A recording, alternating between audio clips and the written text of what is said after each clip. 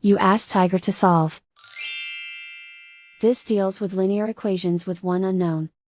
The final result is x equals 100. Let's solve it step by step. Group all x terms on the left side of the equation. Subtract 8x from both sides. Group like terms. Simplify the arithmetic. Group like terms. Simplify the arithmetic. Group all constants on the right side of the equation. Subtract 800 from both sides. Simplify the arithmetic.